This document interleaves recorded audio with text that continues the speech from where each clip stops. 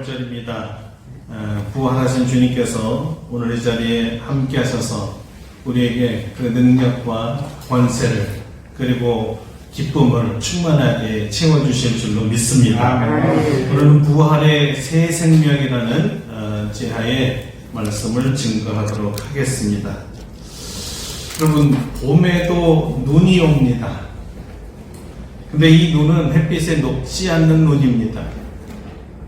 나무에 걸린 눈입니다. 향기 나는 눈입니다. 바람이 불면 나무 끼며 날아다닙니다. 그리고 이 눈의 특징은 꼭 봄에만 옵니다. 이 눈은 어떤 눈일까요? 네, 벚꽃입니다. 아주 세상을 온통 하얗게 만드는 꽃인데 마치 눈과 같습니다. 겨울 내내 이 벚나무는 죽은 것 같아요. 꽃잎 하나 없고 나뭇잎 다 떨어지고 나뭇가지들도 거의 떨어지고 흙빛으로 바뀌면서 죽은 듯 합니다. 그러나 봄이 오면 여지없이 흰 눈이 쌓이듯이 온 천지를 하얗게 만들지요. 우리가 벚꽃을 보면 우리 마음이 다 하얘지는 것 같습니다. 아주 마음을 기쁘게 해줍니다. 생동감이 넘치게 해주고 삶의 의욕을 불러일으키지요. 활력을 줍니다.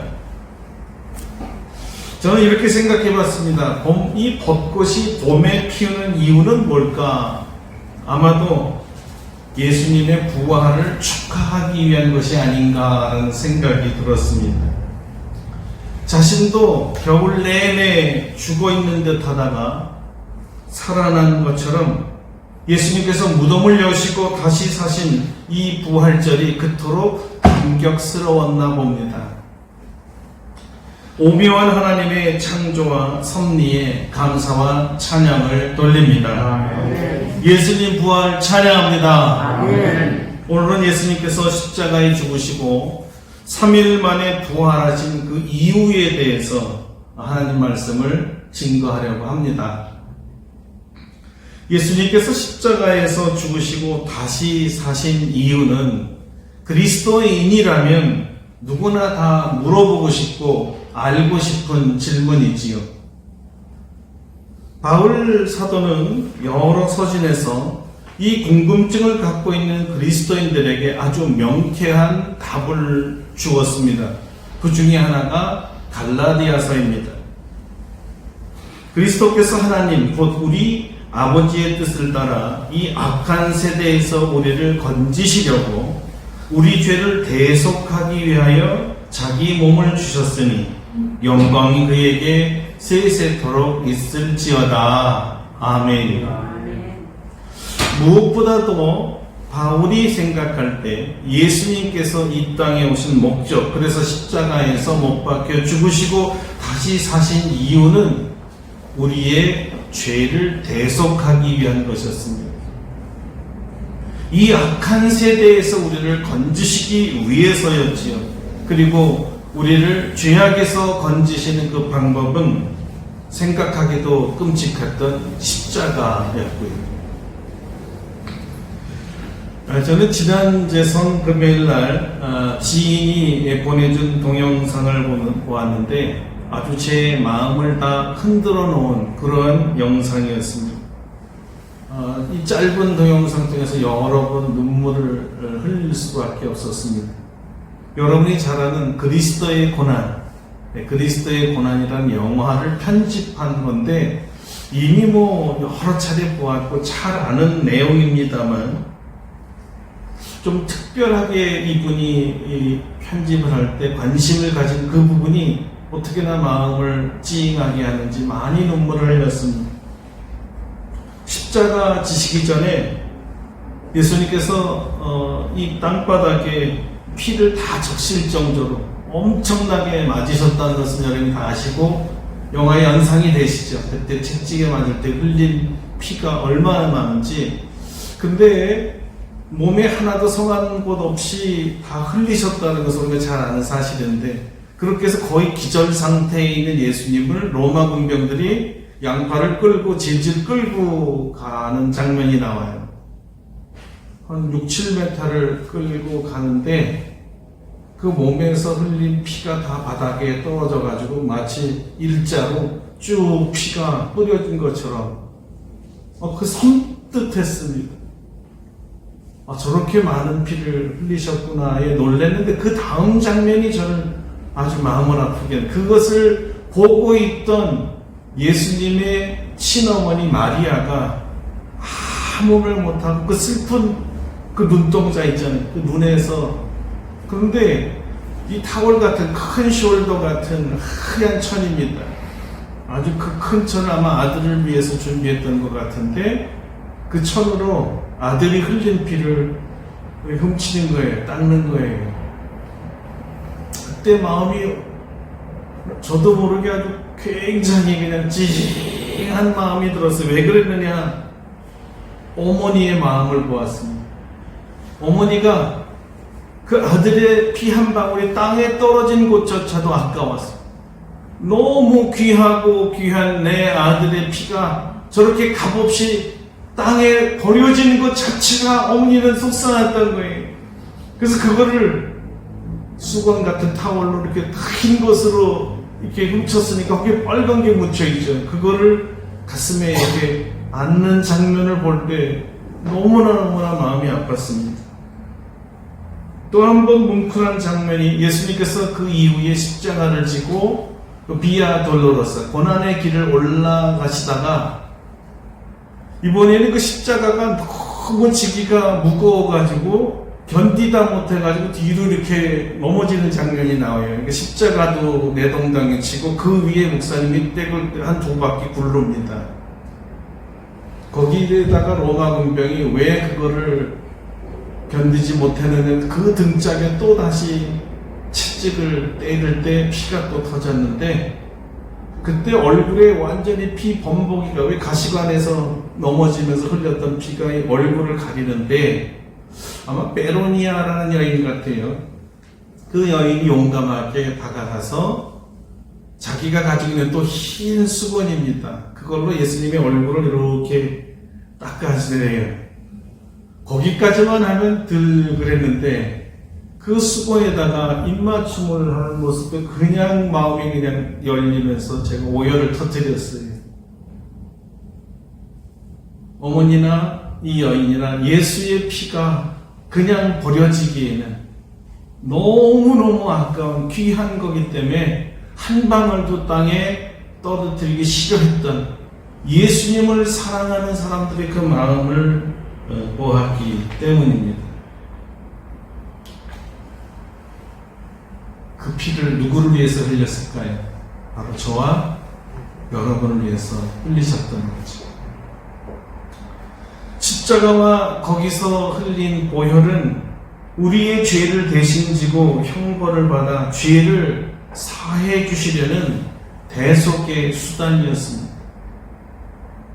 성경은 이를 자신의 몸을 주셨다라고 말한 것입니다. 성경이 자신의 몸을 주셨다라고 말씀하실 때 주셨다의 의미는 선물로 주셨다라는 말입니다. 다시 말해 예수님은 하나님께서 우리에게 보내주신 선물이었습니다. 요한복음 3장 16절입니다. 하나님이 세상을 이처럼 사랑하사 독생자를 주셨으니 이는 저를 믿는 자마다 멸망하지 않고 영생을 얻게 하려 하심이다. 하나님께서 독생자 예수님을 우리에게 선물로 주셨다는 말은 우리에게 영생을 주셨다는 말과 같습니다. 그리고 영생은 곧 유일하신 참 하나님과 그가 보내신 자 예수 그리스도를 아는 것이니라고 요한은 증거했습니다. 하나님께서 보내신 예수님은 우리에겐 영생의 선물인 것입니다. 이것은 예수님 자신의 말씀과 정확하게 일치합니다. 내가 진실로 진실로 너희에게 이르노니 내 말을 듣고 또 나 보내신 이를 믿는 자는 영생을 얻었고 심판에 이르지 아니하나니 사망에서 생명으로 옮겼느니라. 원초적으로 대속의 궁극적인 목적은 영생을 주기 위한 것이었습니다. 영원한 생명을 우리에게 선물로 주시기 위해 했던 것이었습니다. 내가 온 것은 양으로 생명을 얻게 하고 더 풍성히 얻게 하려는 것이라 주님이 말씀하셨지. 예수님은 생명이기에 죽음이 예수님을 이길 수가 없습니다. 십자가에서 자기 몸을 우리에게 주셨지만 생명이시기에 죽음이 예수님을 붙잡을 수가 없었습니다. 예수님은 죽음을 이기시고 다시 살아나셨던 그 부활의 생명을 우리에게 주신 것입니다. 그러니까 부활하신 예수님께서 죄와 허물로 죽은 우리를 다시 살게 하셨다 이 말입니다. 예수 그리스도와 함께 죽고 예수 그리스도와 함께 다시 살아난 자들이 바로 저와 여러분들입니다. 죄악의 옛사람은 십자가에서 죽었고 의로운 새 사람으로 다시 태어났습니다. 이렇게 새롭게 태어난 생명을 새 생명이라 말합니다. 옛 생명과 새 생명의 차이는 무엇일까요? 옛 생명은 육신의 부모로부터 얻은 생명입니다. 반면에 새 생명은 예수 그리스도를 믿음으로 얻는 영적 생명이지요. 옛 생명은 죽을 수밖에 없는 유한한 생명입니다. 그러나 새 생명은 영원하신 예수님이 우리 안에 들어와셨기 때문에 그 영원한 생명을 우리가 가져서 영생토록 사는 생명이 된 것입니다. 아멘. 예수님께서 말씀하셨습니다. 나는 부활이요 생명이니 나를 믿는 자는 죽어도 살겠고 무릇 살아서 나를 믿는 자는 영원히 죽지 아니하리니 이것을 내가 믿느냐. 여러분 믿습니까? 아멘. 예수의 생명을 선물로 받은 자는 죽어도 삽니다. 영원히 죽지 않습니다. 이 죽어도 죽지 않고 영원히 사는 생명을 주시려고, 다시 말하면 영생을 주시려고 예수님께서 십자가에 돌아가셨다가 다시 사셨습니다. 부활하셨다는 말이죠. 예수님께서는 이 죽어도 죽지 않고 영원히 사는 생명인 영생을 선물로 받은 그리스도 안에 새로운 피조물들에게 바라는 것이 있습니다. 쉽게 말하면 저와 여러분에게 예수님이 바라는 것이 있다 이 말입니다. 새 생명을 얻은 우리에게 예수님께서 원하시는 것이 있다는 것이지요. 그것이 바로 오늘 본문 말씀입니다. 예수님께서 모든 사람을 대신하여 죽으심은 살아있는 자들로 하여금 다시는 그들 자신을 위하여 살지 않고 오직 그들을 대신하여 죽었다가 다시 살아나신 예수님을 위하여 살게 하려 함이라. 할렐루야. 아멘. 예수 그리스도의 십자가와 부활을 통해 새 생명을 선물로 얻은 사람이라면 더 이상 자신을 위해서 살지 않습니다. 자신을 위한 삶은 이전 것이었습니다. 이전에 예수님 만나기 전의 삶이 자신을 위한 삶이었어요. 그 사람은 십자가에서 예수님과 함께 죽은 사람입니다. 죽은 사람을 위해서 살 수는 없지 않습니까? 산 사람을 위해 살아야죠. 예수님의 부활과 함께 다시 산 사람이라면 새롭게 변화된 삶은 나를 위해 죽었다가 다시 살아나신 예수님을 위해서 사는 것입니다. 이것이 바울 사도가 로마서에서 결단했던 그 고백이었습니다. 우리 중에 누구든지 자기를 위하여 사는 자가 없고 자기를 위하여 죽는 자도 없도다. 우리가 살아도 주를 위하여 살고 죽어도 주를 위하여 죽나니 그러므로 사나 죽으나 우리가 주의 것이로다. 할렐루야. 아멘. 부활하신 예수님께서 자신의 몸을 십자가에 내려놓고 우리에게 생명을 선물로 준 이유는 더 이상 죄로 죽은 옛사람을 위해서 살지 말고 새 생명을 주신 예수님을 위해서 살라는 것이었습니다. 어떻게 예수님만 위하여 살 수 있을까요? 새 생명이란 과연 어떤 생명인지를 잘 생각해야 합니다. 새 생명은 문자 그대로 주님께서 주신 생명입니다. 죽음을 이기고 다시 살게 했던 생명입니다. 이 생명이 이제 우리 안에 있습니다. 이 예수님의 생명이야말로 부활의 능력이었습니다. 새 생명은 부활의 능력으로 살아야 할 생명입니다. 주님을 위해 죽고 주님을 위해 사는 힘도 부활의 능력이어야 합니다. 이 부활의 능력이 나타나게 하여서 우리로 더 이상 자신을 위해 살지 않고 새 생명을 주신 주님을 위해 사는 방법이 있습니다. 그게 무엇일까요? 성경은 이렇게 말합니다. 내가 그리스도와 함께 십자가에 못 박혔나니 그런즉 이제는 내가 사는 것이 아니요 오직 내 안에 그리스도께서 사시는 것이라.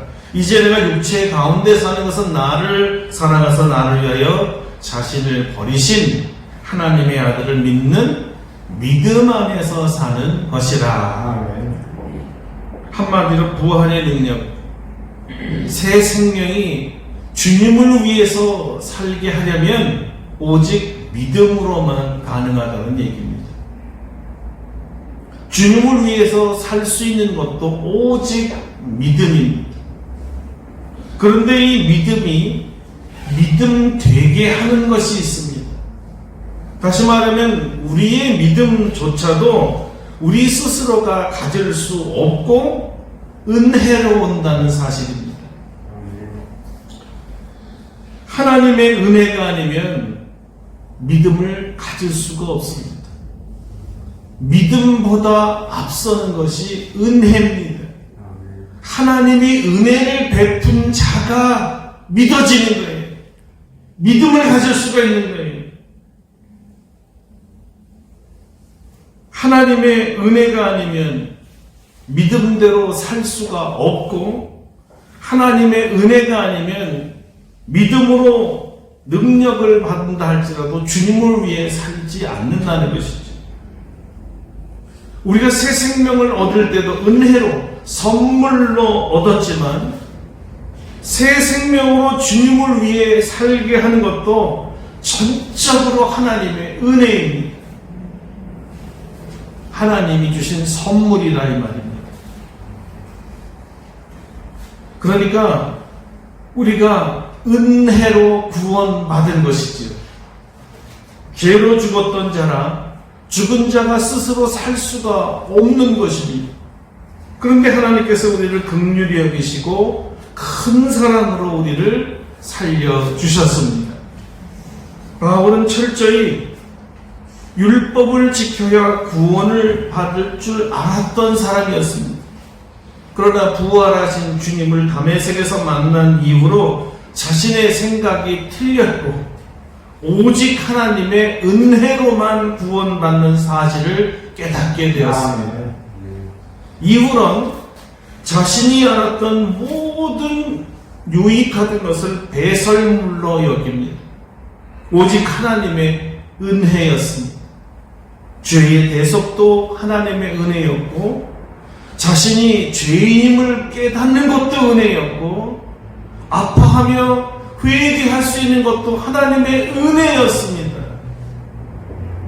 예수님만이 참 구원자요 내 죄를 사해 주시는 하나님이시라 믿는 믿음을 갖는 것도 100% 하나님의 은혜였습니다.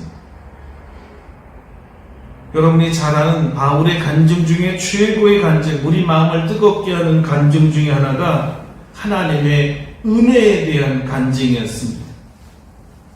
들어보십시오. 내가 나 된 것은 하나님의 은혜로 된 것이니 내게 주신 그의 은혜가 헛되지 아니하여 내가 모든 사도보다 더 많이 수고하였으나 내가 한 것이 아니요 오직 나와 함께 하신 하나님의 은혜로라. 아멘. 할렐루야. 아멘. 하나님의 은혜로라. 아멘. 우리가 이 은혜를 구해야 할 이유가 바로 여기에 있습니다. 하나님의 은혜가 있어야 주님을 위해 살게 되는 것입니다. 하나님의 은혜가 오직 믿음으로 살게 해줍니다.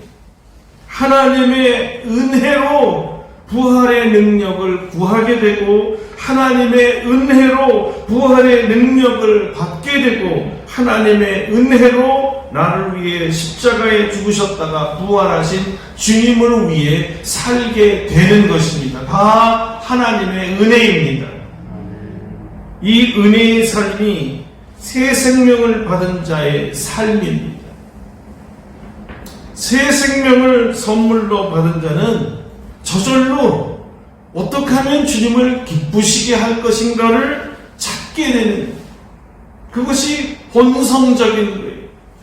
예수님으로부터 새 생명을 값없이 은혜로 얻은 사람들은 저절로 그 은혜를 갚고 싶은 마음이 생긴다는 거예요. 어떻게 하면 주님을 기쁘게 해드릴 수 있을까? 이제 나를 위해서 사는 것은 끝났고 어떻게 하면 나를 살리신 예수를 위해 살까? 어떻게 하면 예수님을 기쁘게 해드릴까? 이게 전적으로 새 생명을 얻은 자의 속성이 되는 것이에요. 근간에 제가 참 여러 번 말씀드렸던 것 같습니다. 우리의 남은 시간이 얼마나 될까요? 우리의 시간이 정말 얼마 남지 않은 것 같습니다.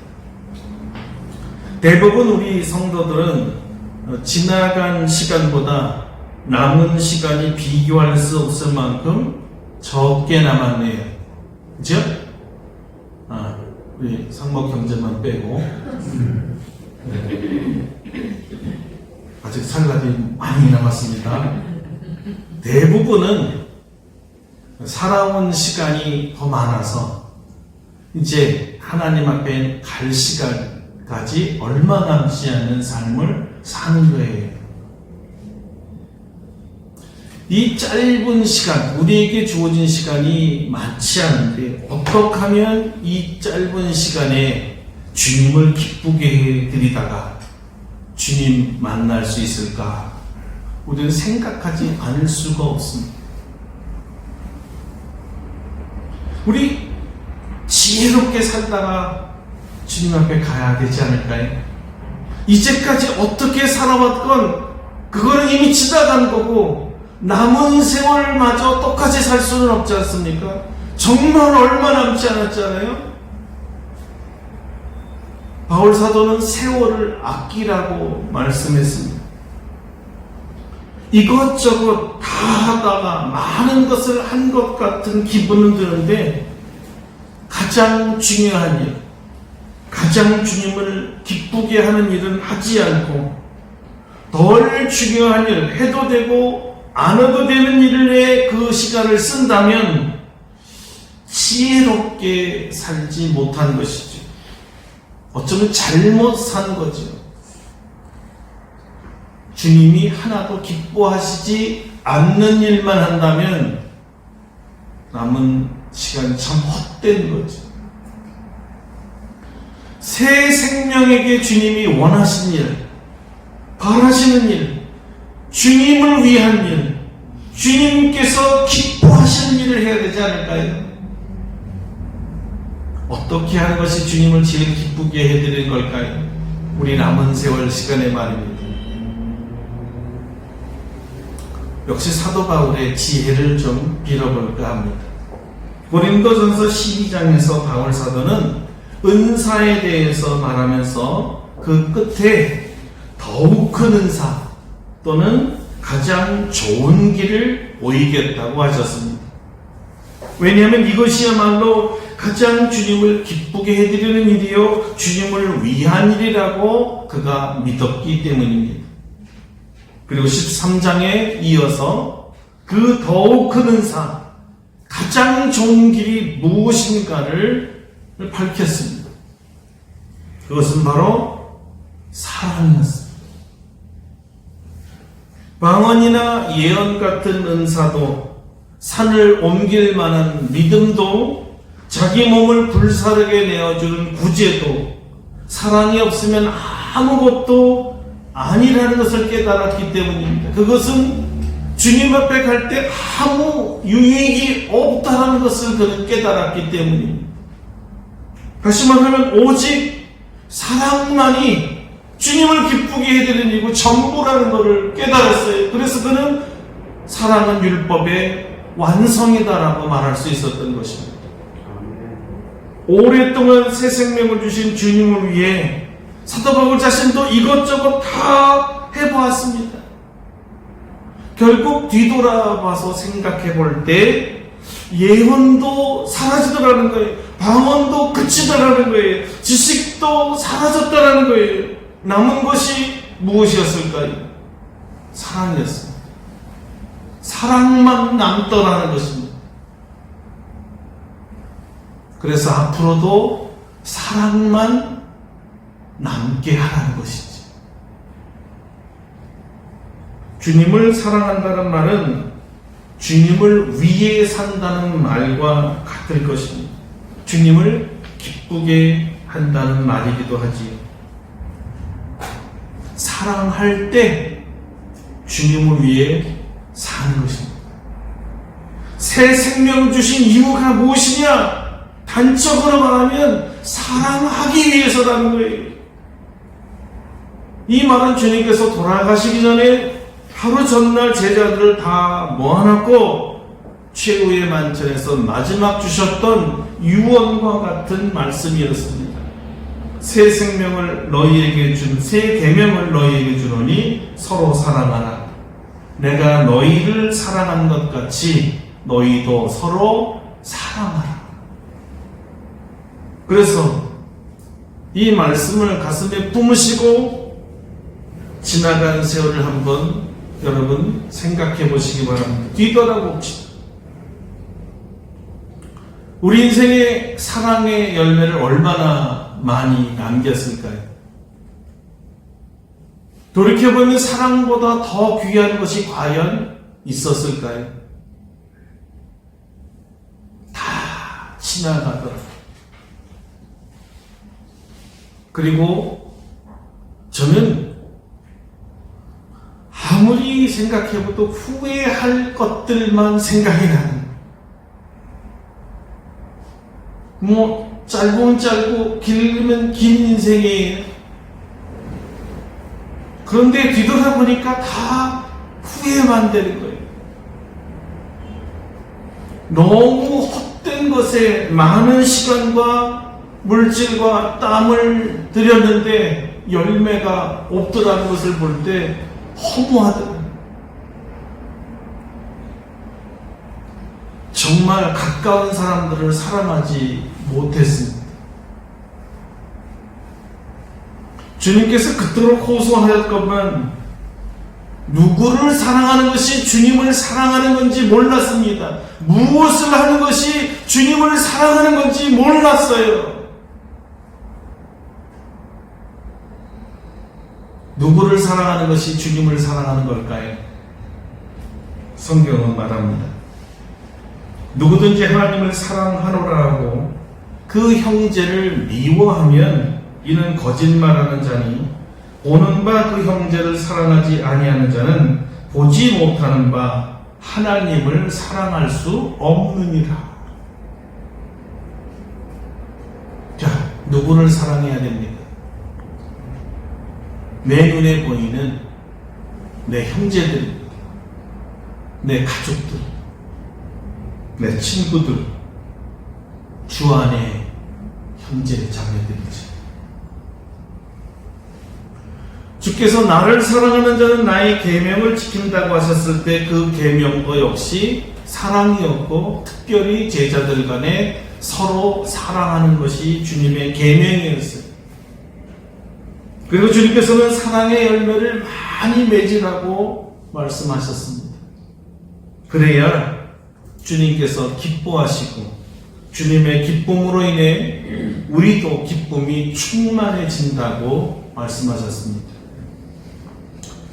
부활하신 주님께서 사랑하는 베드로를 찾아가서 물었던 첫 질문 아시죠? 네. 내 양을 먹이라고 하시면서 목양의 사명을 주시고 잃어버린 양들도 찾아서 생명을 나누라고 전도의 사명을 주시면서 물었던 첫 질문이 내가 나를 사랑하느냐? 사랑만 물으셨어요. 무슨 뜻이냐면 주님을 사랑하는 일이 주님의 양들을 돌보는 일이다. 거꾸로 말하면 주님의 양들을 돌보고 사랑하는 것이 주님을 사랑하는 것이었습니다. 주님의 자녀들, 주님의 백성들을 사랑하는 것이 주님을 사랑하는 것이었다고요. 주님은 사랑한다는 핑계로 가족은 돌보지 아니하고 가족과 시간을 보내지 아니하고 열심히 예배를 드렸어요. 주님을 사랑하는 것이 아니었다는 거죠.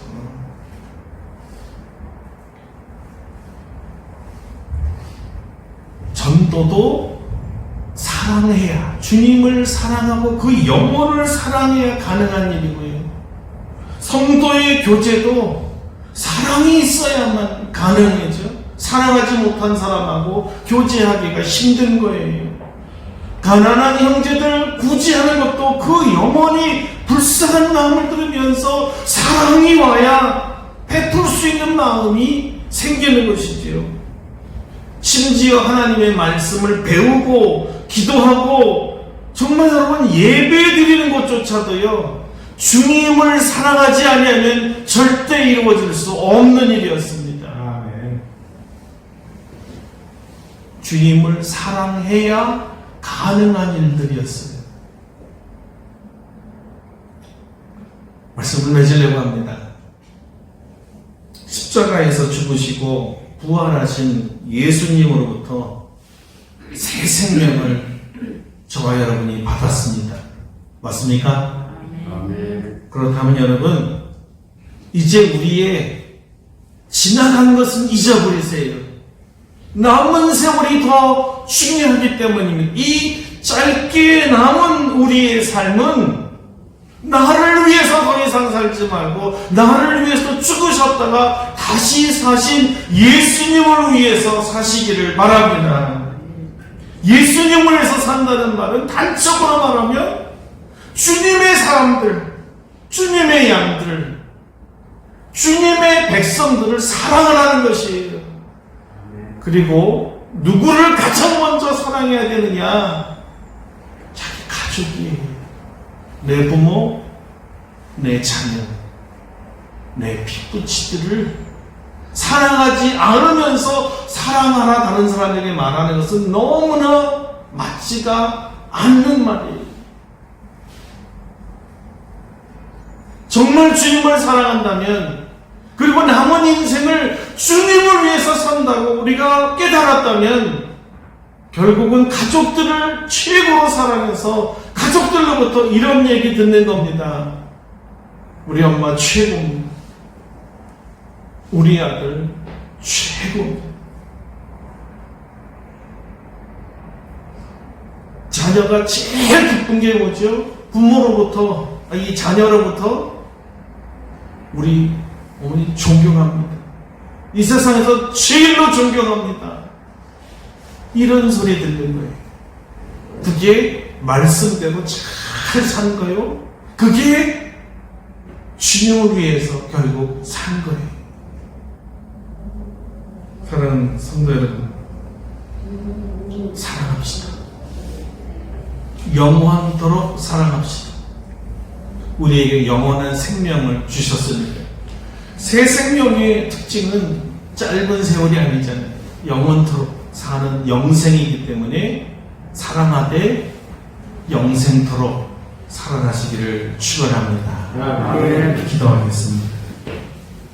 거룩하신 하나님께서 사랑하는 아들 예수 그리스도를 우리를 위해 보내시고 우리의 죄를 대속하기 위하여 자신의 몸을 버리셨습니다. 십자가에 못 박혀 죽으셨다가 다시 사셔서 부활의 능력으로 하나님이 다시 되셨으니 그 부활의 능력으로 우리에게 새 생명 주시고 다시는 옛사람 죄악의 생활 속에 살지 아니하고 자신을 위해 살지 아니하고 죽으셨다 다시 살아나신 하나님, 나를 죽은 자 가운데서 다시 살려주신 예수님을 위한 삶을 살라고 말씀하셨사오니 이제 나머지 남은 삶은 예수를 위해서만 살 수 있도록 은혜를 베풀어 주시옵소서. 특별히 사랑하는 가족들, 추원의 형제자매들을 뜨겁게 사랑하고 피차 서로 사랑하고 영원히 사랑할 수 있도록 은혜를 부어 주시옵소서. 예수님의 이름으로 기도드립니다. 아멘. 아멘.